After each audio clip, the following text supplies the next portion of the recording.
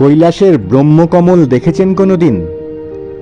ভিডিওর শেষ অবধি থাকুন। কৈলাসের ব্রহ্মকমল দর্শনেই এক্ষুনি ভালো খবর পাবেন, গ্যারেন্টি।